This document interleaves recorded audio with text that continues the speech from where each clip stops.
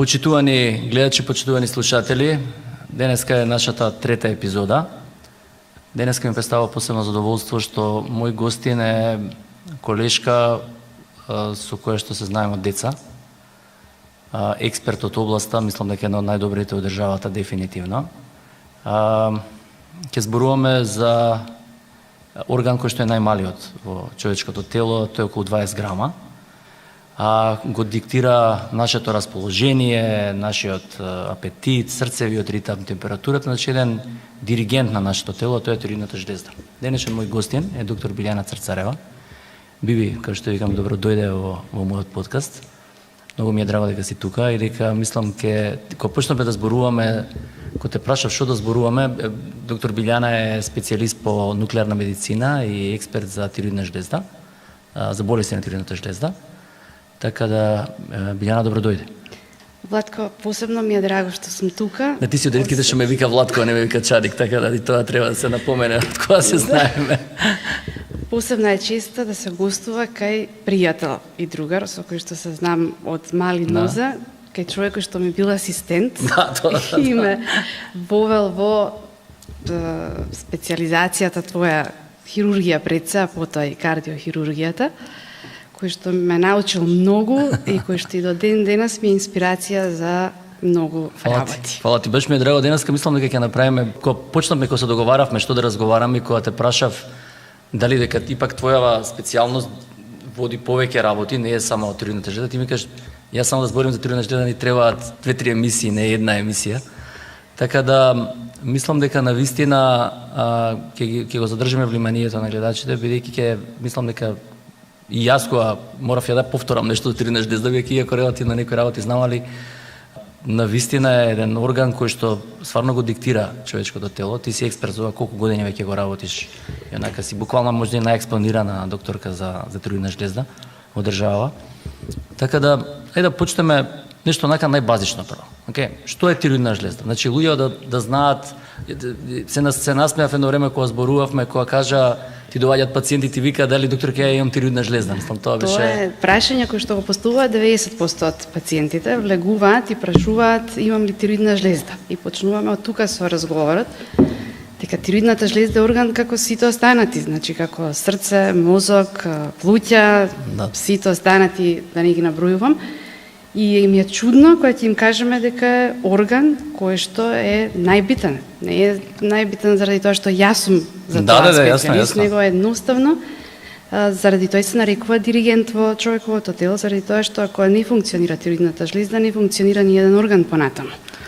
Генерално е најмал орган, особено од ендокринот систем, кој што е со внатрешно лачење, тоа значи дека е орган кој што излачува хормони внатре во човековото тело, кои што се дистрибуираат во циркулацијата, и тоа се познатите два хормони, Т3 и Т4. Нема никој што не слушнал за Т4 или тироксинот, а тие пак функционираат под диригентство на ТСХ или тиростимулирачкиот хормон, кој што се произведува од мозокот, односно поточно од хипофизата. Тироидната жлезда е жлезда која што се наоѓа локацијски на вратот, да кажеме, и лачи 3 хормони кои што секогаш кога се прави примарна почетна проверка се проверуваат овие 3 хормони. Се двата хормони од тироидната жлезда, тоа се Т3 и Т4, а ТСХ го кажуваме дека е од хипофизата, што значи самата тироидна жлезда двата хормона ги лачи, Т3 и Т4. Ово е диригент од мозокот кој што кажува како да функционира тироидната жлезда. Така. Значи не се излачува директно од тироидејата, туку доаѓа од мозокот кој што пак ќе даде наредба како да функционира истата. Едниот хормон зашто е, другиот хормон зашто е. Значи, кога ќе дојдат и кога ќе прашаат Т4 ми е зголемен, Т3 не е. Да, апсолутно. Двата се учествуваат во основно во метаболизмот на целото човеково тело. Значи и Т3 и Т4. Тие двата хормона се трансформираат еден од друг. Така. И генерално се следат. Доколку е Т4 добар, треба и Т3 да биде добар. Ретко кога се случува да едниот е намален, другиот да е нормален или обратно, едниот да е зголемен, другиот да е намален. Так. А индиректно, понатаму, па и ТСХ ќе зависи од овие два хормона. Тие секогаш кажуваме дека функционираат во една обратна пропорционална спрега, што значи ако Т3 и Т4 се покачени, мора да е низок ТСХ или супримиран да е ТСХ. Што значи ако имаме покачени вредности на Т3 и Т4 над дозволените, тоа се отприлика за Т3 над 9, за Т4 над 25 вредности во однос на референтната скала, тогаш ТСХ е најчесто 0,0, односно супримиран. И обратно пак, ако ги имаме како вредности различни односно тие се намалени, Т3 и Т4, тогаш ТСХ оди многу висок. Значи, тука веќе настануваат оние два главни механизми, односно две заболувања, тоа се хипо и хипертиреозата. Океј, онака мислам, затоа кажам практично, таа жлезда е диригент на телото, кажавме делува на расположение, делува на температура, делува на срцев ритам, буквално на све делува, така да затоа и кажавме, значи оваа емисија, ја и без разлика на нашите релации, јас примарно се водам по дијагностиката, бидејќи и болестите на тироидна жлезда се мислам дека е една од водечките светски хронични заболувања во моментот. И заради тие причини, затоа и реков на почетоков, во првите епизоди ќе бидеш мој гостин, заради тоа што навистина патологијата со која што се занимаваше навистина многу распространета, многу е, да не кажам, голем број луѓе имаат како проблем. Да, Ти стално мене ме караш дека ја не сум дошол да се проверам кога си бил последен пат на ваква. Секогаш се шалим и викаме тој што не дошол да го прегледаме, мисли дека нема проблем со тироидната жлезда. Тоа е главно. Тој и сотир ми рече уролог, не сум бил сега како доаѓаат сите ми викаат не си дошол да се провериш. Али за тироидната жлезда важи тоа правило, заради тоа што веќе на светско ниво се претпоставува дека секој 5-6 пациент има, односно жител има некаков проблем со тироидната жлезда. Кај нас, ако претходно беше 80-90% од населението да има некаков проблем, по извесен период со, ќе го раскажем и тој момент со таа национална стратегија, бројката паѓа и такако. Меѓутоа, повторно пред некоја година имаме буквално една епидемија на тироидни заболувања. Не можеме да го најдеме причинителот дека е јодот, како што тоа било пред извесни години, бидејќи Македонија, тоа веќе го знаат сите жители, спаѓа во групата на јододефицитарна држава, односно држава каде што тироидната жлезда развива една болест од ендемски карактери. Значи, тоа е едно заболување кое што сериозно зафаќа барем 1 до 20 членови од секоја фамилија. Значи, кажавме зашто служи тироидната жлезда, кажавме кои хормони ги лаче и како се они врзани. Значи, се ова е базично, иако ние ќе разговараме текот на емисијата повеќе за заболувањето и причините и така натака. Значи да се потенцира, па зошто јодот е битен за тироидната жлезда? Значи тоа да се каже. Јодот е единствен елемент кој што се врзува директно во тироидната жлезда. Значи не можете да го најдете на друго место. Значи како што се внесува, така ќе се врзе во тироидната жлезда и од тука ќе почнат да се создаваат самите тироидни хормони. До 50-тите години самата држава немала доволно јод во почвата и во водата и тука започнува уште за време на тогашна Југославија истражувања големи кога сваќа дека треба еден продукт од прехранбените производи да има јод. Наедноставно е да кај нас се јодира солта и 56-та година со закон се јодира солта со 10 милиграми на јод во тој период во облик на калиум јодат. Потоа малку е, значи гледаат они дека има добар одговор кај пациентите, односно кај жителите, меѓутоа нова има истражување направено и веќе 99-та година, тоа сме веќе Македонија, почнува да се јодира солта со поголеми количини на јод и тука веќе се 20 до 30 милиграми калиум јодите сега на килограм сол. И почнува драматично да се добиваат резултати во кои што имате една така надолна граница во кој што се гледа дека заболувањата малтени исчезнуваат. И сето тоа е благодарение на таа национална стратегија која што старите професори од патофиза успеваат заедно со УНИЦЕФ да ја приложат на држава, да докажат колку е битен јодот и да почне држава да застанува на своји нози и да овој ендемски проблем веќе станува решлив. Сега да речеме, еве пример ја не знам, например сега моментов солта повторно се јодира кај нас. Повторно се јодира и тоа да речеме можеш како супстрат да го купиш јодот без разлика на солта? Тоа е веќе проблем и ако се внесува во таков облик како чист јод си оди пациентот во аптека и го земе, тогаш веќе прави една блокада на тироидната жлезда. Значи тоа треба да се внимава, не се прави проблем. Значи секогаш ние правиме едно PR едукаторство, значи да се јаде јодирана сол и да македончето е мераклија генерално да купи се што е увозно. Ние ако можеме и солта ќе одиме ќе си ја купиме од страна. Да, јасно. Ама нема потреба, значи треба да се купува наша сол, тука произведена. Не е никаква реклама или да кажеме дека е јасно. алкалоидовата сол, значи една од производителите кои што поминала низ Министерството за здравство, значи се знае дека има толку и толку и тоа е запишано на самата опаковка.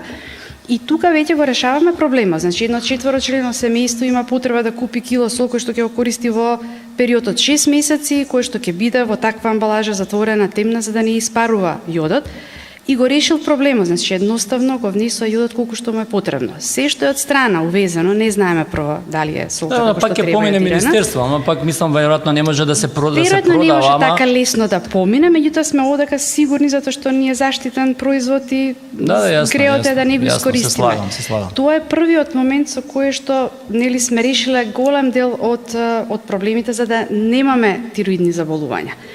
Она што останало од пред 50-тите години е да пациентите, пошто немало доволно јод, правеле некакви народни лекарства кои што содржале јод. Тоа се познатите ораховачи, значи ракија со млади оривчиња или мед со млади ораси, кои што денеска првично кога ќе влезе пациентот на преглед, тоа го прашуваме, пошто има проблем, знаеме сите дека дома имаат или едниот или другиот народен лек. И викаме, земавте, и нели они гордо кажуваат, да, земав. Ми одма кажуваме, проблемот може да е од тоа. Затоа што обратно, затоа што веќе во вижа го внесуваат јодот и прават проблем со тироидната жлезда. И заради тоа апел е од тука да има, значи да не се земаат апсолутно никакви народни лекарства, да не се оди во аптека и да се земаат таблетки јодни, пошто тогаш се прави комплетен проблем. Излезе исто така природен препарат кој што содржи големи количини на јод. Не кажа дека дневно потребно ние да однесуваме од прилика околу 150 микрограми, што ќе ги најдеме во неколку зрна сол која ќе се посоли јадењето. Так.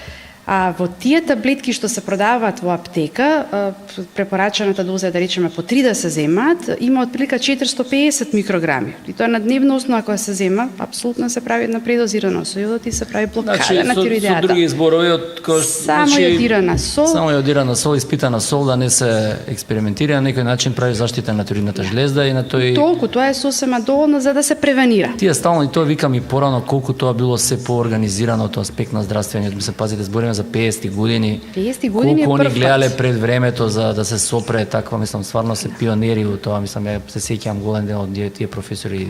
Тоа е фасцинантно. 50-тите години, потоа 99-та и новата национална стратегија почнува во 2002 година. Тоа е период кој јас почнувам да волонтирам на Институтот за патофиза и тоа беше една најава и навистина доживувавме како нешто бомбастично што ќе се случува на ниво на државата.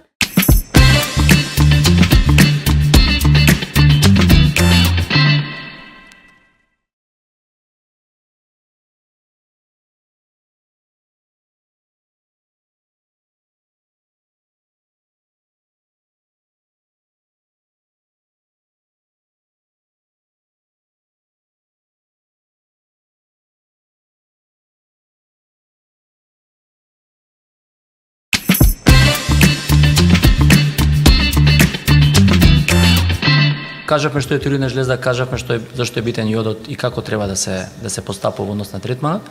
Ние разговаравме кога правевме припремата за емисија, бидејќи збориме само за еден орган и тоа ми беше многу онака, викам, кога ти знаеш како видов дека овде можеме да збориме стварно ние овде со сати.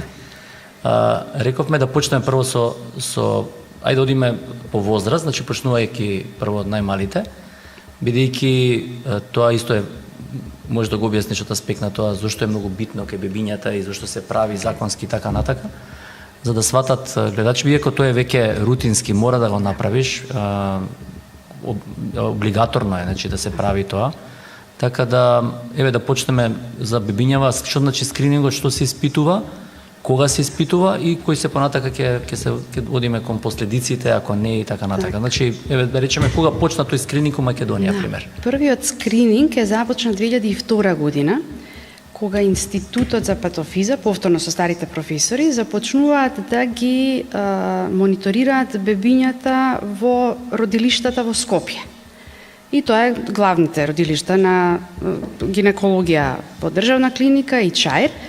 и гледа дека со самиот скрининг, со испитување на ТСХ, сосема доволно за да се види дали нешто се случува, увидуваат дека може да се превенира, односно со диагностиката уште на раѓање на бебињата во првите 24 до 48 часа и следување на хормонот ТСХ, може веднаш, доколку се види дека има некаков проблем, да се започне со субституција со хормонот кој што недостасува, тоа е тироксинот. Така. Кога гледаат дека одлично оди оваа стратегија во главниот град, се проширува во државата и веќе 2007 година дефинитивно сите родилишта се обврзани во Македонија да прават скрининг кај сите новороденчиња. Значи, сите взимаат крв и одма праќаат, ја знам дека нас се взима, Тоа е апсолутно само во една лабораторија, тоа е државна болница, Универзитетската клиника за педиатрија, која што има за право да ги одреди хормоните, односно да го одреди ТСХ и потоа да прати аларм до болницата каде што е родено бебето. Дали фали или не фали? Дали фали или не фали, нормално мајката се известува, бебето започнува веднаш со субституцијата, односно со лекарства. Значи секогаш е хипо, не е хипер. Скоро секогаш, односно 99,99% се хипо, односно ниска вредност на хормонот T3, T4, а покачена на ТСХ, односно тиреостимулирачкиот. И тоа е така наречената конгенитална хипотироза или хипотироза, намалена функција од раѓање на самото бебе, односно на новороденчето. Најчесто причината е или да биде детето родено без тироидна жлезда, или да е со пола, значи хемитироидеа да постои, или да е наследниот фактор. Мајка, значи обично по женска линија наследството, некој од претходниците да имале некаков проблем, па кај детето да се наследило. Иако оваа група на наследен фактор е се поредка од она што ние можеме да го собереме како информации, наследниот фактор е се поредок за појава на конгениталната хипотироза. За останатите ќе зборуваме, па ќе видиме дека така. Значи, кои се симптомите? Прво ќе кажам дека е мал број на деца што ги диагностицираме. Значи, целото ова што го државата што го прави за 10-11 до 14 деца годишно. Значи, тоа е мала бројка. И сега можеби слушателите ќе кажат, добро, толкава драма, а за толку малку деца, за нас едно дете, за некоја фамилија е 100%. Значи, тоа секогаш го кажуваме, така да е апсолутно, тука нема дискусија. Работата е што тоа дете, понатаму како што расте, ако не е диагностицирано, се развива со еден кретенизам, кој што не само што е терет и проблем за родителите, значи за детето, за родителите и за државата понатаму, така ако гледаме и поглобално. Да, нема дилема, мислам, тука збор дека тие деца си го носат своето. И сега секоја година по толку деца нефатени, односно нели може повеќе да бидат. Збориме за 14 деца кои што ако се лекуваат немаат никакви проблеми понатаму. Тоа е стварно е Том се почне, нема никаков проблем. Значи толку е дента се пресудува веднаш или детето ќе се развива во нормална индивидуа или ќе има некаков проблем. Така да греот е да дозволиме да ни избегаат овие деца, односно бидат пропуштени кога можеме веднаш да ги. И после тоа ако се пропушти веќе не може да дадеш. Ако се пропушти, може да се даде, ама последиците веќе ќе бидат нели се поголеми. Значи, ако се пропушти, генерално од симптоматологија, нели педиатрите, неонатолозите треба да препознаат дете кое што спие, и онака бебињата спијат малтено 24-23 часа, ама се бебиња кои што апсолутно не реагираат на дразби, малтене се како во кома. Така. Дете кои што има пролонгирана жолтица. Дали се откриваат тие бебиња и се третираат или има се уште се гледаат бебиња кои што не се третираат? Во Македонија многу ретко се пропушта некое детенце, значи до сега сите се скоро вака што имаш информација, да е јасно нешто породено, да е породено па да е пропуштено нели тука. Иначе овие сите останати што се момент апсолутно се навремено и се растат, значи тоа се наши деца кои што јасно, мислам тука нема дилема. Апсолутно ги гледаме, ги третираме, ги гледаме како едни здрави индивидуи кои што како никогаш да немале никаков проблем. Така. Ми беше и мене, бидејќи знам и од кај нас се зима стално на сите деца се праќа и се прави.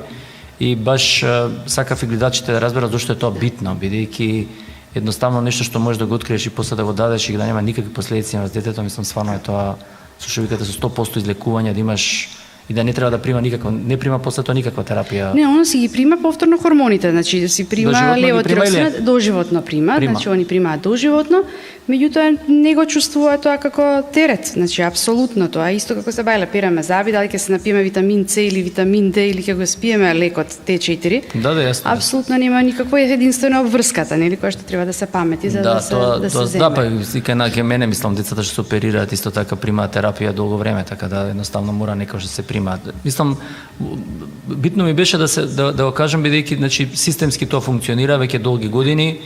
Така да добро е игралачите да знаат и да секојаш кој има таква работа да се обрне внимание. Дури ние разговаравме, си викаме дури во иднина можда не е лошо и ехо да се прават на бебињата. Веројатно ќе биде и можеби најавено во некоја следниве твои емисии, ама е убаво да се прави еден скрининг покрај лабораториски, да се прави еден ултразвучен скрининг за да од сам старт видиме со што располагаме, односно барем додека ги чекаме лабораториските анализи да видиме со што располагаме, бидејќи е тоа брзо, нешто уште побрзо од лабораторијата што можеме да го видиме.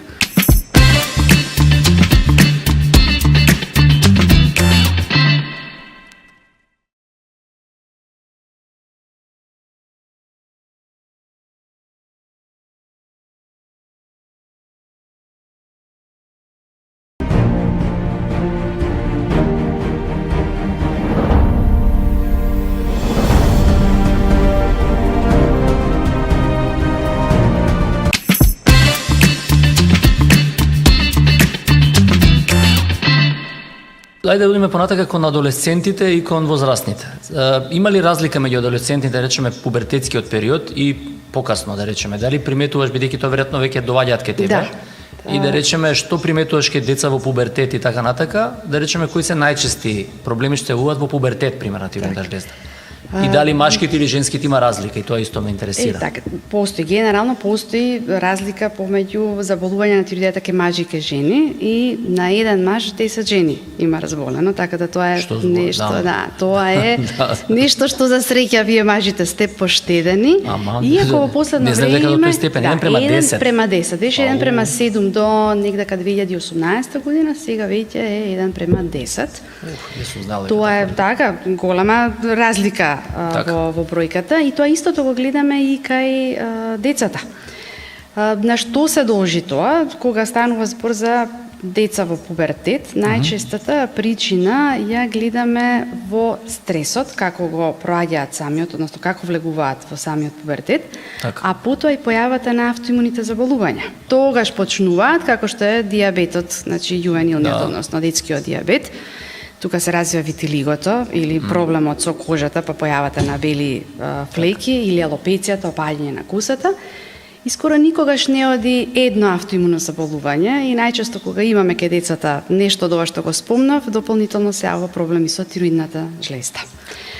И реумата не ја спомнав. Значи тоа е исто што се јавува како проблем. Кога се децата, што да приметат, например, родителите, например, имаш дома адолесцент, имаш пубертетлија, кои симптоми се најчесто што треба да родителот да го примети да каже чекај, детето нешто не е, да отидам да проверам тироидна жлезда. Например, кои се први симптоми? Првите симптоми повторно се во две насоки. Значи или жлездата може да работи повеќе од што треба или да не работи.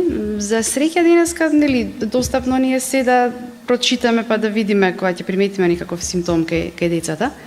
Доколку работи жлездата повеќе од што треба, кај детето се случува една хиперактивност. Значи, нели се многу е познато АДХД да кажеме кај детето, меѓутоа генерално немир. Не можете да го смирите, да го оставите на едно место. Почнува да речеме од еднашка или приметуваш во некој време? Неколку недели барем за да почне тоа да се развие. Од една нормална состојба, он почиња да започнува да станува нервозен, агитиран, така. Да, нервозен, нема, значи не може да седне, да се смири на едно место, почнува да игра целото тело, значи се појавува еден тремор, првично на рацете, а потоа се гледа дека целото тело игра, почнува да слабее детето, значи тоа е нешто што ќе го примети секој родител. И детето се жали на чести столици, значи на проливи. Тоа е нешто, тоа е моментот на забрзување на метаболните процеси во телото. Како што слабе, значи слабењето оди со проливите. Значи тоа е едно од симптомите кои што родителите не може да не го приметат. Потење кој што може да се занимари заради тоа што во период на пубертет скоро сите деца се потат, меѓутоа тука е малце поизразено и овој тремор кој што го спомнав. Когнитивните, значи, состојби се во една хиперфаза, значи тоа дете ви е супер интелигентно, покажува супер резултати во училиште, заради тоа што ако на друго дете му треба 5 минути да го натерате да седне да учи и уште 55 да ја прочита лекцијата, ова дете му треба секунда да го натерате да седне и за 5 минути веќе има научено лекцијата. Значи таа брзина на целите ситуации што му се случуваат. И тоа е нешто што нели ќе биде земено како за позитива да кажеме. Меѓутоа сите овие други работи треба да ги натираат родителите да така малце се запрашаат. И да речеме доаѓаат кај тебе, што правиш прво? Првично правиме палпаторен преглед, значи се пипа жлездата. Таа е најчесто зголемена, значи пипаш дека е поголема, поголема. Топла, а и целото тело е топло, детето се гледа дека е оросено целото во пот и почнуваме со ехо. И на ехото веќе се гледа една зголемена тироидна жлезда, доколку оди во насока на некој автоимуно заболување, односно тоа е познатиот Хашимотов тироидит, има специфичен изглед или изглед на швајцарско сирење. Кој ќе го видиш, кој ќе се види како со дупки, со едни одбојни, што ги нарекуваме хиперехогени траки. И од кога веќе тоа ни дава едно сомнение дека нешто се случува, го испраќаме во лабораторија да се направат анализите од крвта и генерално се прават истите овие Т3, Т4, односно постојат уште посензитивни хормони, тоа се слободниот Т3 или FT3, слободниот тироксин, тоа се фракциите, слободните фракции од хормоните кои што ги даваат симптомите. Значи не вкупниот број, него овие слободни фракции се тие кои што ја даваат. Специфично барање. Да, добро, тоа е веќе онака нешто што би требало, мислам, ти го поише тебе ти значи него на веројатно на родителите, ти поише би имал увид за што се работи. И да речеме сега доваѓаш, потврдуваш дека е вакво, што се превзема? Да речеме, што правиш во тој момент? Во тој момент, значи, штом ќе се добијат, се збориме за една хиперфаза, во моментот кога добиваме такви наоди, одма започнуваме со терапија, значи нема чекање и ги охрабруваме дека е тоа краткотрајно лекување. Значи, најчесто хипертиреозата 1 година до година и пол е максимум, само треба упорност и треба редовност во земањето на терапија и да не се прекине одеднаш. Значи, затоа што настануваат рецидиви, односно враќање на болеста. Што значи, кога ќе дојдат со родителот нормално, ги учиме родителите дека детето за 3-4 дена ќе биде истото дете кој што го имало до пред 3-4 недели, пред да почнат симптомите. Так, ќе се враќа. Како се враќа во нормала, ми тука се олабавуваат и сами почнуваат или да си ја намалуваат дозата или да не му даваат, пошто гледа дека детето е подобро. Сваќам што мислам, они гледа дека е подобро, не му даваме лекови. Нема потреба од лекови и болеста за неколку дена или недели пак си се враќа. И тука е умешноста наша, значи да постепено се намалува и дојде до исклучување на терапијата. Така. Ретко кога, иако за жал, и тоа го гледаме, се појавуваат шворови, односно нодуси, кои што можат исто да бидат хиперфункционални, значи од едно место само од еден чвор или туморска формација на тироидната жлезда да се продуцираат хормони.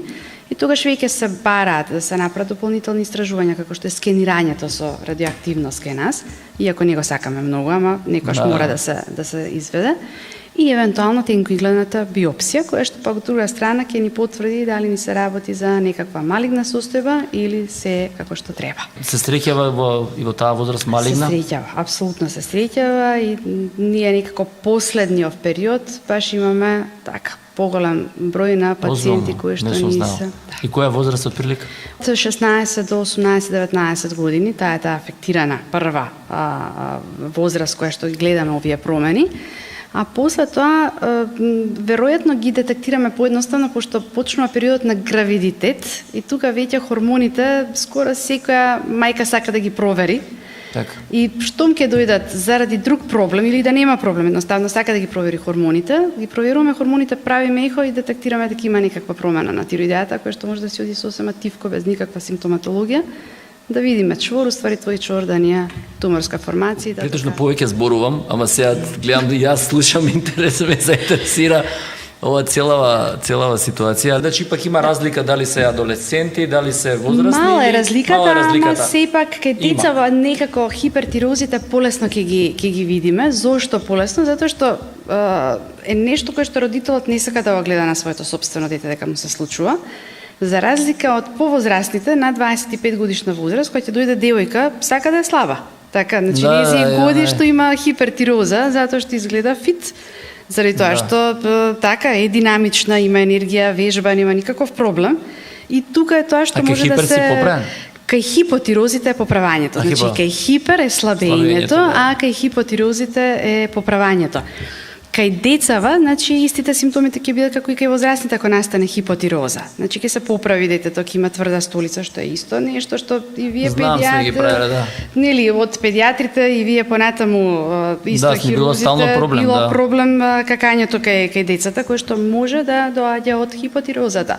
Значи дете ќе констатираме дека има обстипација, не ни текнува дека треба да се провери. А да речеме, тиридната кај жлезда. децава, примерно, едно рутински копрат лабораторија, ако се, да речеме, хормони окей, по тебе треба пак да се испита или не? Генерално јас сум присталица да се проверуваат кај сите деца кои што имаат фамилиарна предиспозиција за тироидни заболувања. Што значи било кој ако имат барем еден член во фамилијата, да не се пропушти. Се не мора тоа да биде на 7-8 годишна возраст. Апсолутно, тоа дете е безгрижно дете, не би требало ништо да има никаков проблем, меѓутоа кога ќе влезе во пубертет, барем еднаш да се проверат ако има фамилиарна предиспозиција и да не се пропуштат автоимуните заболувања, односно Хашимотовиот тироидит, бидејќи тој Ајде да го фатиме Хашимото. Мислам дека тој ќе се повторува неколку наврати, да им објасниме на гледачите и слушателите што значи тоа аутоимуна. Така, значи Хашимотото спаѓа во автоимуна група на заболувања. Што значи тоа? Дека телото не си го сака сопствениот орган. Значи Да, имаме тироидна жлезда, меѓутоа се доживува во телото како имплант, вештачки зап, така, силикони, протеза, било каква. Си го напаѓа сопственото. И едноставно целото тело создава низа војници, тоа се тие антитела, кои што ќе ја напаѓаат тироидната жлезда, односно ќе го напаѓаат страново тело. И сега тироидејата се бори, така, она знае дека си е тука свој орган, и се дека она супер се бори, значи имаме тироидеја против против целото тело, она си создава тироидни хормони и нема никаков проблем, значи нема никаква симптоматологија, се оди нели полека, си се развива Хашимото, во смисло дека развива само број на антитела, значи тие може да почнат со лесно да бидат покачени во еден извесен период и да дојдат драматични со вредности над 1000, Так. над 2, 5, 10.000, дури нашите лаборатории во Македонија не може да изберат повеќе вредност од 1300 ако ние како лекари не им речеме ни треба разредување, значи дајте ни точна бројка. Заради тоа што се драматични бројките кои што се добиваат. Меѓутоа без разлика и да се 5, 10 и 15.000 вредноста на антителата, се дека хормониве Т3, Т4, Т се добри, нема симптоматологија, нема апсолутно никакво лекување. Значи стоиме добро. Си стоиме, само доколку веќе сме го детектирале, само кажуваме на секој 6 месеци да се контролира пациентот, за да не се пропушти, заради тоа што многу е танка границата кога може од нормални резултати да веќе се влезе. Дали има логика у тоа едноставно да извадиме? Никаква. Не се вади, да. тоа е битно. Тоа Значи, е тоа што зошто ако извади, нема антитела да напаѓаат и давај хормони. Тоа е логиката, нели? Ќе Да. извадиме тироидната жлезда и антителата постепено ќе си паднат, пошто нема против кого да се бори телото. Меѓутоа е неоправдано, апсолутно неоправдано, затоа што се уште имаме добар функционален орган, така. Да, органот си работи, тебе си работи само апсолутно. да, Сега, ако он направи хипертироза и ако таа хипертироза е тешка да се лекува, значи никако не реагира на терапија, тогаш веќе има логика да се оди да се размисла кон оперативно лекување, односно да се отстрани тироидната жлезда. Затоа што и терапијата што се дава за хипертирози до 1 година е добра да се дава, потоа веќе е токсична за хепарот. Така да тука има некаква оправданост. Тука може да се даде и радиоактивен јод, иако пак ќе кажам и тоа е нешто многу не го сакаме, особено кај млади индивиди.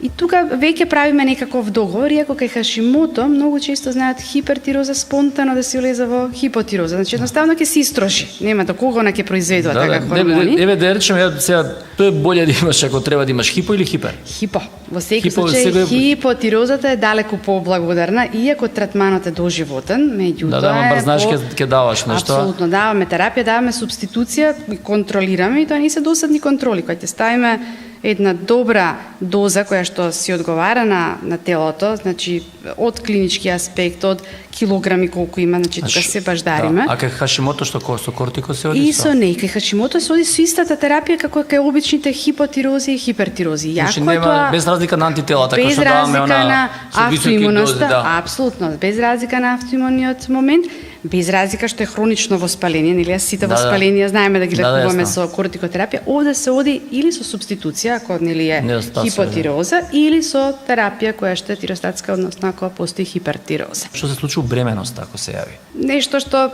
апсолутно актуелно последниве 20 на години, односно годините од кога започнува и инвитро фертилизацијата, значи задолжително и кај секоја жена која што не може да реализира бременост, започнуваме да ги исследуваме тироидните хормони.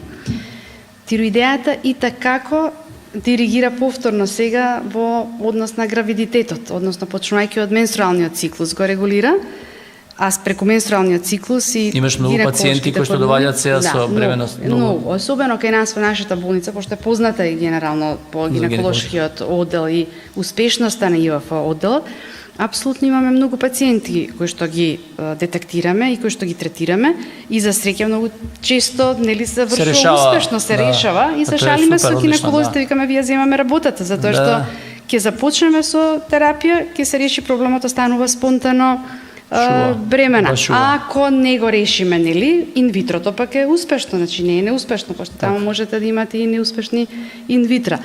Така да исто и тука е еден апел кај секоја жена која што планира бременост, а гледа дека нели не оди, иако гинекологот не пропушта, ама и она да не се обесхрабрува, него да се едноставно да не се заборави да се проверат и тироидните хормони. А овој постпарталниот тироидит што е да речеме, така. Тој исто е доста се појавува често или не се појавува многу често, се појавува, ама не нешто многу често како што ги гледаме другиве заболувања.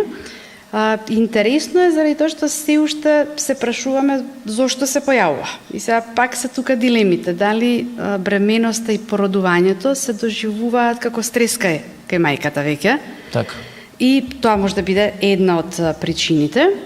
Втора од причините е моментот на развивање на пак странно тело во нашето тело, тоа е бебето, и тука почнуваат исто развивање на исто антителата.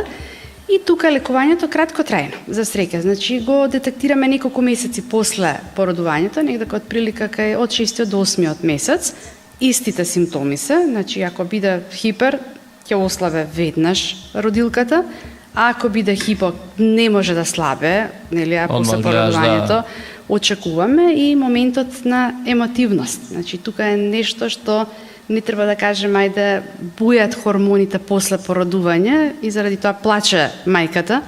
Плаче затоа што се хормоните проблем од тироидната жлезда.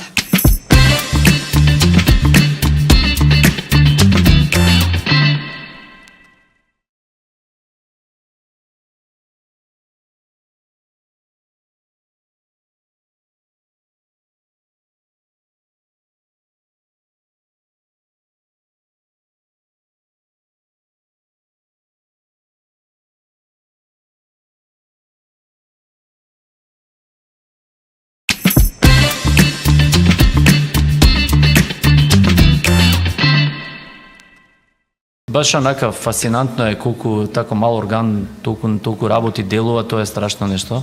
Да речеме, се често нели онако ќе влезеш во некоја одредена возраст и веќе да кажам старост, едно време едноставно никој не обрнуваше внимание на тироидна жлеза, се тоа и ке возрастните, мислам ке возрастната група на пациенти и ке нив повторно се појавуваат. Се појава следната група, значи после па скоро се поминавме, значи новороденчиња, па адолесцентна, па гравидитетов и сега се веќе следно се возрастните и нели доаѓа моментот на перименопауза и менопауза.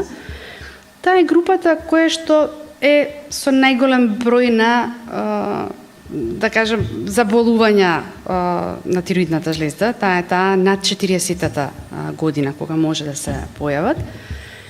Тука различни фактори се. Надворешен фактор може да имаме, а од најлошото ќе почнеме. Операција, да речеме, на дојка, пациентката подлегнала на хемотерапија или зрачење, од самото зрачење оштетена тироидната жлезда. Значи, како еден надворешен фактор. Понатаму, кардиолошки пациент има потреба да прима некаква терапија за аритмијата, тоа е познатиот амиокордин или кордерон, кој што во себе содржи јод, во више го прима, развива повторно проблем, нели, заболување на тироидната жлезда како последица на надворешно влијание. Стресовите веќе да не ги зборуваме, промената на хормоните исто кај жената од нормалниот естрогени. Дори тука би дошло зашто жените имаат поише од мажите, да кажам поедноставно да ми го кажеш, мислам дали е повеќе од аспект на емотивниот момент е најголемата причина за појавата кај жена што е. Кои се први симптоми? Да речеме еве сега, не знам дали имам. Што треба јас прво да осетам како симптоми за да знам дај треба да проверам тироидна жлезда. Што треба да чувствувам примерно? Па ќе тргнем од зависно која група на заболување ќе биде. Дали е функционалните хипотироза и хипертироза или морфолошките некаков проблем на самата структура на тироидеја. Многу малку јадам, а имам килограми. Ништо денеска не сум јадел и ти сега не си јадел, 100% си јадел и не. А едноставно ти навистина не јадеш многу, а од друга страна имаш зголемена килажа, зголем број на килограми. Дали е тоа еден од знаците кои што треба по принцип? Првиот знак за намалена функција на тироидната жлезда за хипотироза е гојазноста. Заради тоа што се намалува метаболизмот. Ти едноставно не јадеш, а тоа малце што ќе се внесе нема што да го разгради, односно да го потроши едноставно и заради тоа си се акумулира самата килограми, односно се зголемува тежината. Вториот симптом е тврда столица, односно констипација, следно е замор, малаксаност, потреба од постојано спиење, одмарање, поспано, зевање, кој што зевање се разликува од она што е кај анемиите, да кажеме. Понатаму на периферија кога одат промените, односно кожа, коса, ногти. Сега повторно пошто се жените повеќе засегнати, приметуваат дали кожата се перута, односно дали е сува и дали чеше. Тоа се како први. Тоа се едни од првите симптоми. Косата опаѓа, таа опаѓа кај хипотирозите затоа што е сува, не се храни, пошто нема нешто што ќе донесе циркулација до темето и нема да ја нахрани косата, едноставно таа е сува и паѓа. За разлика од хипертирозата кој што прави вистинско паѓање на тироидната жлезда, значи од корен, таму па хормоните се премногу и заради тоа се случува тоа паѓање, ама тешко е жената да примети или воопшто пациентот да примети дали паѓа од корен или е кршлива и сува, него он се жали дека примети нешто, ништо не те кошта да отидеш се провериш тироидна жлезда, знаеш дека си искочила. Да речеме, тоа што прашав ти ми го зборувавме тоа бидејќи јас го обожавам фастингов како еден тип на спомна дека е добра приказна во оваа ситуација. Да, последниве години јас лично го практикувам да го давам кај пациенти кои што имаат проблем со тироидната жлезда како препорака за диети, пошто кубурат со килограмите и цело време се во една депресија, да кажем, или нерасположение, заради тоа што и така како влијае надворешниот изглед кај, повторно ќе ги спомнам, кај жените. И сега, фастингот е одличен кога веќе и имаме дадено терапија, значи кога имаме субституција кај хипотирозите, заради тоа што тука го оставате телото во една автофагија, значи да си го скористи тоа што... Која сатница е препорачаш? Јас 16-8, значи 16 да не се јаде, 8 часа да се јаде, што сакаат. Значи, апсолутно никакво ограничување. За мене е никако најлогично да биде од 8 часот вечерта, да се започне последен пат до следниот ден до 12-1 часот. И сега тоа е проблематично за луѓе кои што сакаат да појадуваат. А ако може да го издржа тој период, бидејќи најголемиот период им проаѓа во спиење. По принцип не е идејата да јадеш навечер, мислам треба да престанеш. Да, точно, неколку сати пред легнување, потоа големиот дел е за време на сонот и утре дента да се издржи уште малку. И потоа тоа влегува во еден стил на живот, значи не е само дека... Не ми смета веќе, може да се деси по 24 сата, не знам, мислам, немам... Кој ќе излезеш од тој ритам, веќе стварно многу полесно. Готово нема, значи тоа се навикнува телото едноставно дека така треба да функционира и имаме супер резултати. Дополнително на тоа што са бајле се пие терапијата за тироидната жлезда, значи субституцијата кога ја даваме со левотироксин, треба да се испие са бајлечки половина час пред појадок. И се они па плюс не појадуваат, а примаат хормон кој што го забрзува метаболизмот. Се зарачунајте дека имаат една автофагија и плюс ова како на оганот додаваме уште бензин и уште повеќе се губат килограмите. И се тука имам и една злоупотреба и тоа треба да се каже дека до пред некое време, особено од модната индустрија, ни одеа во аптеки, ќе си купат левотироксин, ќе земат одреден период ќе изгубат килограми и потоа ќе го тргнат лекот и тоа не е нешто што е многу паметно да се прави, заради тоа што злоупотребата, односно внесот на синтетскиот Т4 може да направи, ако непотребно се земаат други проблеми, најчесто кардиолошки, така да и тука малку тука треба пази. Неминовно е, мораме да го спомнеме стресот. Мислам стресот е една од, мислам дека баш неминовно да го спомнеме како една од причините кои што може не да нарушување само тироидна на све живо диво. Така да мислам веројатно и доста пациенти претпоставувам имаш и претежно ја мислам дека највише ако имам некој би било од стресот. Дефинитивно е најмногу. Фамилиарната предиспозиција исто е тука, меѓутоа следниот момент е стресот кој што за жал нели колку и да сакаме да го контролираме, не може да денешно време е неверојатно, мислам дури невозможно е, мислам да се исклучиш ти да немаш стрес. Може ли да биде во некаква тивка форма, да едноставно не знаеш дека имаш проблем? Да, најчесто е тој silent thyroidit, односно, нели... И што може се деси? Што правиме? Тогаш постепено се завлегува во хипотирозата, ништо не правиме, се дека не отиде на систематски преглед, па не дознае дека има некаков проблем, па брзо да се реагира, следното е кога ќе биде манифестно. Значи, кога веќе ќе се појават овие симптоми кои што сега ги кажав и тогаш да се започне со терапија. Не дека нема се постигне истиот ефект. Значи, ние брзо ги внесуваме во еутиротична форма, во добра форма. Меѓутоа, генерално на време диагностицирано е нешто што сакаме да го практикуваме и да го добиеме. Имаше едно, јас се го кажував за стресот, имаше едно провокативно прашање, кажуваше дали тироидна жлеза може да уништи брак? Ради раздразливост, ради фрустрација, ради еден куп работи кои што ги носи со себе. Дали гледаш такви ситуации? Гледаме како не, значи генерално пациентите Тоа е баш онака ми беше, мислам негде го прочитав, рекоа тироидна жлеза може да уништи брак. Ја викам како може брак да уништи и нормално кога ги води сите овие работи да доаѓаш до Да, значи голем дел од пациентите завршуваат на брачни советувалишта, на психолошки советувалишта, разговори со психолог, на психијатри, без да знаат дека имаат проблем со тироидеата. И после извесен период кога гледа дека нема никаков ефект терапијата, ако е потребна што ќе се даде од страна на психијатар, тогаш веќе нели почнуваат да барат што е главната причина, па стига до моментот за тироидеата. Добро е што особено големите компании во Македонија веќе го внесуваат повторно хормонот ТСК и Т4 во како рутински, па тоа е одлична вакво. И тоа е супер и тоа ги поддржуваме апсолутно, пошто барем еднаш годишно знаеме на што сме. И кога ќе се добијат резултатите, не треба само да стриктно се гледа дали се во тие референтни вредности, да кажеме супер, добри се. Значи се има за секоја годишна нели за годините колку треба да изнесува тој ТСК. Значи не е само да биде во референтните вредности, бидејќи конкретно вредноста на ТСК е најчесто од 0,4 до 4,5. Се 4,3 која ќе добиеме вредност за нас апсолутно тоа не е добар резултат, ама за голем дел од матичните или останатите лекари од општа пракса, кои ќе ги видат дека се добри, ги пропуштаат. Тоа е тоа што нели треба да ни се обратат на нас што сме специјалисти за по тебе, значи треба да се прави рутински еднаш во година, како што е за карцином за града, како што е за апсолутно еднаш годишно и особено пак од која возраст би кажала дека е рутински да се влегува? Негде кон 24-25 годишна возраст, еднаш на 2 години нека биде, а после 40-тата апсолутно еднаш годишно да се оди.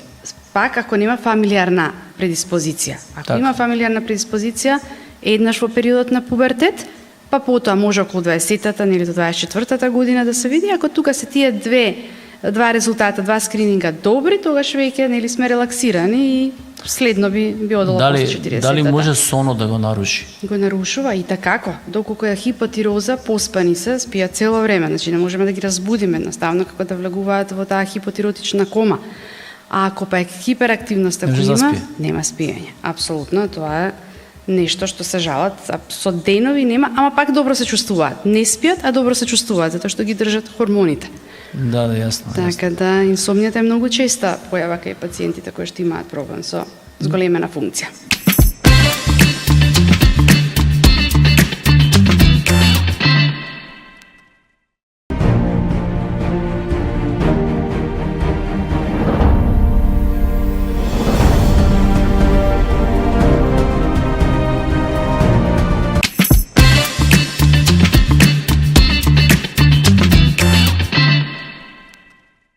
Добро, вака мислам дека доста работи да завршиме со тумориве, бидејќи ипак сега по принцип ја кажам сите овие органиве, ни претходниве гости што беа кај мене, нема орган кај што немаме тумор.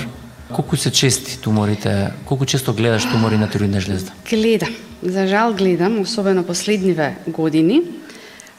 Се прашувам дали е инвазија некаква, или како за сите малигни заболувања, пошто во последно време сите кои да прашам имаме многу.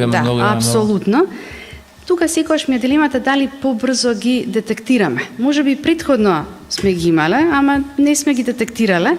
Сега самиот момент на добра медицина, добра апаратура ни дозволува да брзо ги диагностицираме.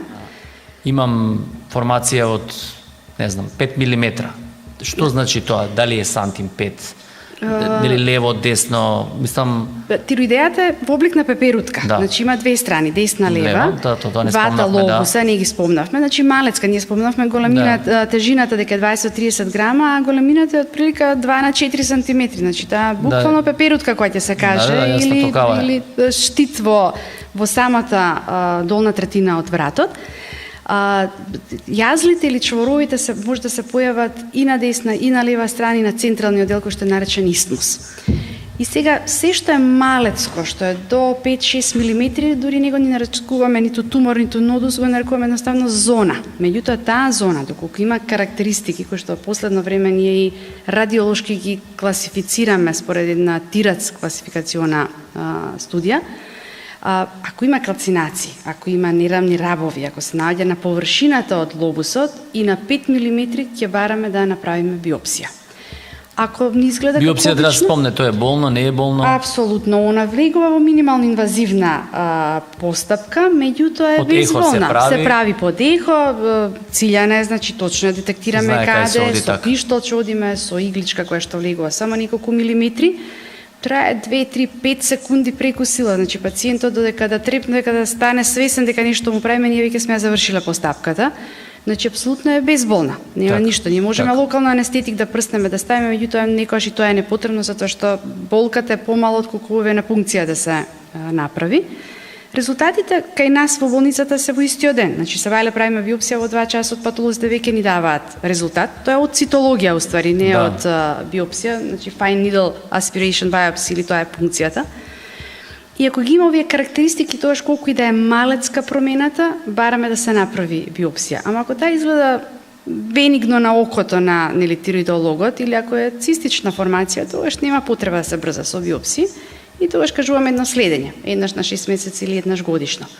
А задолжително правиме биопсија кај се што е над 10-11 мм. Значи тоа е веќе нодус, чвор поголем. По тебе да речеме се открива дека е бенигно. Да. Го следиш? Следиме. Не брзаме. Значи нема зошто, нема сме добиле цитологија која што. И колку пати правиш после биопсија? За да дефинитивно потврдиме дека тамо нема ништо лошо, значи правиме една биопсија. Го следиме во текот на првата година на 4-6 месеци, значи тоа се веќе 2 до 3 контроли направени во годината. И ако тој не расте, апсолутно нема потреба дури ни од втора биопсија. Втората биопсија се прави ако има промена во изгледот на нодусот. Ако тој расте, ако развива калцинации, тогаш веќе бараме да се повтори, а ако нема ништо такво, повторуваме барем на 5 години. Сега имаме и тумор маркер кој што знае да биде доста специфичен кај ако е покачен. Да. Значи он може и да биде лажно покачен затоа што е тумор маркер од протеин кој што се излачува од тироидната жлезда и тој никогаш знае да биде во нормални граници или на горна граница. Ама ако биде 10 пати повисоко тоа што треба, веќе е индикатор дека биопсија апсолутно треба да се направи или директно да се извади. Големата слика кога ти сугерираш дека треба да се извади? Се вади секогаш кога патолозите ни даваат наод од биопсија или пункција со малигнен карактер. Со малигнен карактер, а тоа се 4-та и 5-та класификациона група, значи тука они се стриктно изјаснети. Нема веќе што да се пазариме. Нема што да се дискутира. Третата група е ни вамо, ни тамо, ама повторно не јаде јанца и тука сме скоро секогаш одлучени за операција. Ако има лево, го оставаш десно или вадиш се? Не, ако добиеме наод и за 3-та, 4-та, 5-та класификациона група, значи веќе дека е тоа малигном, односно неоплазма, тогаш апсолутно вадиме целата тироидна жлезда, значи се прави тотална тироидектомија, Зошто го правиме тоа? Затоа што после тоа следи еден период на апликација на радиоактивен јод. Значи прво и да спомнеме дека се ова карциноми кои што се едни од ретките кои што не бараат онколошки третман.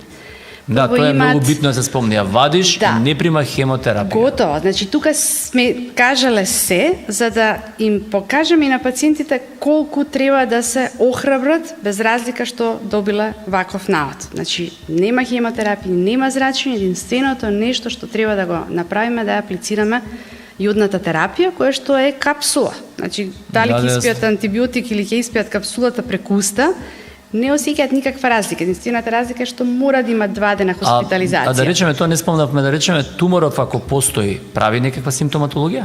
Може да прави мака на голтање или на чешкање, грипкање во грлото. Значи прави поише прави физички проблеми. Тие проблеми од морфолошкиот карактер, од морфолошката група на заболувања. Да, има нешто ти смета, не прави проблем со хормоните. Може скроз да си бидат уредни хормоните, а јазлов да си постои. Тоа се и струмите, односно одозно изменетите тироидни жлезди.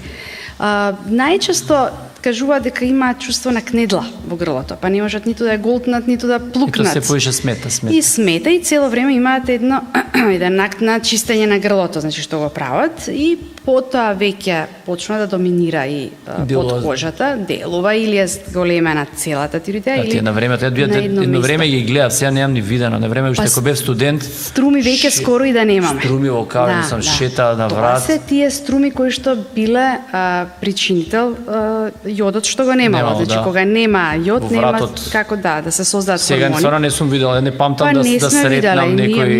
Многу ретко, една на неколку години запустена. Значи тоа е веќе проблем и во примарното здравство, кое што нели матичниот не препознал. Не, тој не може не ни одел, мислам тоа негде. Може тоа да се случува, да.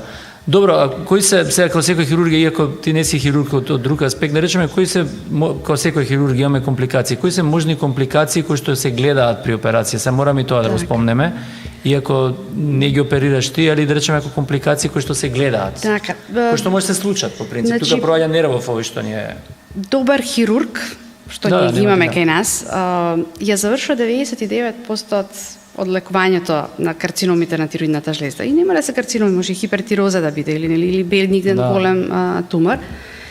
Ризикот кој е да во текот на операцијата, заради близината на 4 паратироидни жлезди, да со самата тотална тироидектомија се отстранат и паратироидните жлезди. И сега добрите хирурзи, нели тоа го препознаваат, го гледаат тоа ткиво на паратироидеа и го враќаат назад повторно, односно ги ретрансплантираат овие паратироидни телца, односно органи.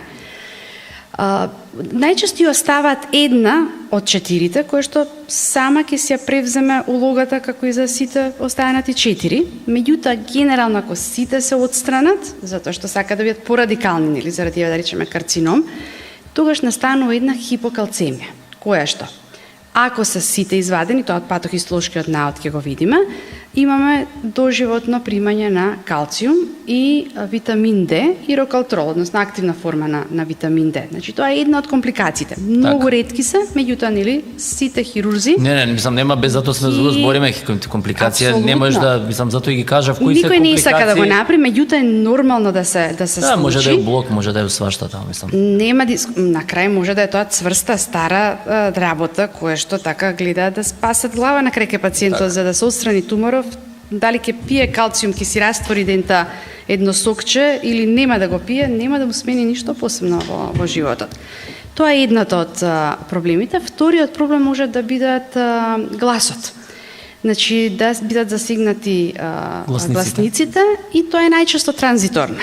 Значи во првите неколку часа, потоа може би ден, два, па и недела да има една промуклост, односно зарипнат глас, некогаш и афонија, потоа си се враќа гласот, така да тоа се најчестите две компликации кои што може да настанат при тоталните тироидектомии.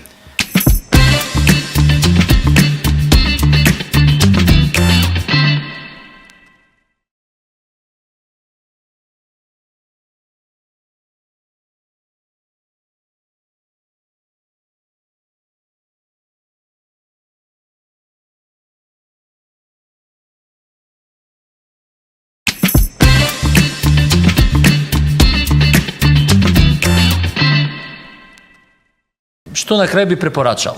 Пример, еве, на крај бидејќи сега збориме само за трудна дива, како ти поише области третираш, не е само трудната жлезда, но бидејќи денеска рековме само за нејзе ќе зборуваме. Кој е твојот совет? Да речеме на крај, што би советувала ти у неколку збора за и за мажите, и за жените, и за... Да, значи ние цело време некако кон жените стремиме, јасно, ама не е дека и мажите не треба да се контролираат. Она што државата го прави за новороденчињата, тоа апсолутно не треба да го не ви препорачувам, тоа е нешто што е мислам најголем успех досега во медицината во нашава држава организацијски направено, значи тука тоа не смеме си дозволиме нешто да искоментираме. Следно е да не се пропуштаат симптомите кај децата, да не биде дете, нели? Не му веруваме, преувеличува, него да... Си го приметуваш ти дете, дека нешто не е како што, мислам, не е секојдневно, се случува нешто што до сега не си го имал. Ефтина работа, значи, нели, лабораторија која што може да ја направи матичната куќа, односно матичниот лекар и да се дојде веднаш до диагноза. Понатаму кај пациентки кои што планираат бременост, задолжително исто да се прави и периодот на перименопауза, менопауза апсолутно не се пропушти, односно да се контролираат и таму хормоните. Кај мажите генерално на чекап е сосема доволна или фамилиарната предиспозиција која ќе настане. И да се охрабра дека не е ништо страшно. И плюс и операциите да не се секираат, бидејќи тоа што кажа, навистина е многу ретко да имаш ти тумор на 100% излекува. И да имаш 100% излекување, тоа мислам ретко се случува воопште во туморската патологија на кој бил орган. Милјана, фала ти уште еднаш што беше гостин во мојот подкаст. Се надевам гледачите слушна доста корисни работи, почитувани гледачи, почитувани слушатели. Се гледаме во наредната емисија со нов гостин. Ви благодарам.